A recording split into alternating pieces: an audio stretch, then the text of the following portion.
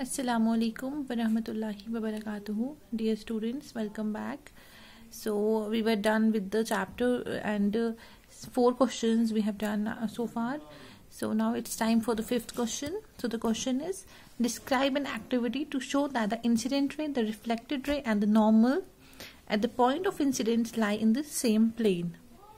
It means that we have to prove the second law of reflection. Okay, so here I have written the material that is required, that is white sheet and paper, a drawing board, drawing pins, a comb, and the procedure, that means the method how that is going to be acquired. That is, first fix a white sheet of paper on a drawing board. Second is place a strip of plane mirror in the path of light ray. The third step is the ray of light will be reflected, which is traced with the pins. That means the light that will be reflected, we will just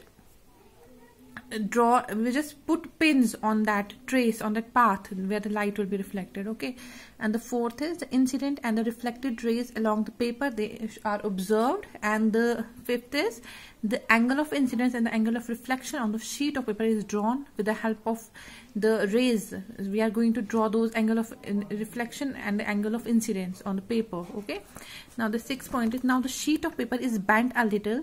Okay, at the position where the reflected ray is, we have to bend the paper. Okay, now keeping the incident and the normal ray in the plane of the drawing board, the reflected ray is tried to see now. That means after bending the paper, we are going to see, observe, we are trying to observe the reflected ray. The paper is put back now. First we have bent that. Now the paper is put back and observed again, and the activity is repeated for different angles of incidences. Okay, now what is the observation? The observation is that when we bend the paper, the incident and normal, they are found to be on the plane of paper, but the reflected ray disappears. Because it means, because when we just bend the paper, that means there are two planes now, the simple and the paper that is bent. So we are seeing that the reflected ray is not observing, is not seen on the paper. That means it's not in that plane, right?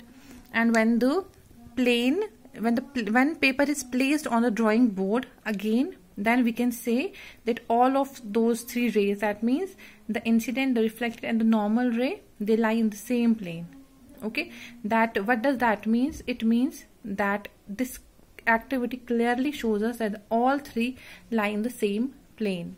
When the plane was changed, the reflected ray was not observed there, right? But when we just didn't bend the paper, then we can clearly see all the 3 rays. Okay, so this is the observation.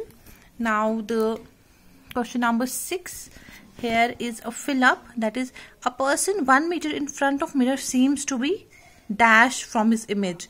See, if the person is 1 meter in front, that means that person will be 2 meters from his image, right? 1 from the front to this mirror, and then mirror to the back, right? So that will be 2 meters. And if you touch your dash air with left hand, with right hand, that means if you touch your left hand with your right hand, the image, it will be seen that your right hand is touched with left hand, right?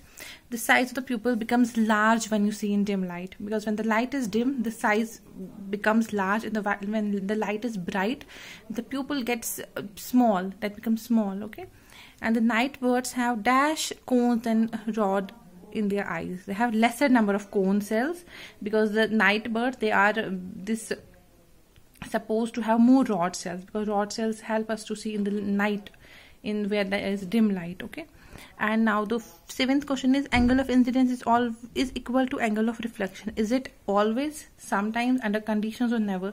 It's always equal, because it is my first law of reflection, right? And the question number 8 is, image formed by a plane mirror that is virtual, that is behind the mirror and of the same size as the object. That means option number 2, that is correct. And we just conclude this lecture up to here only.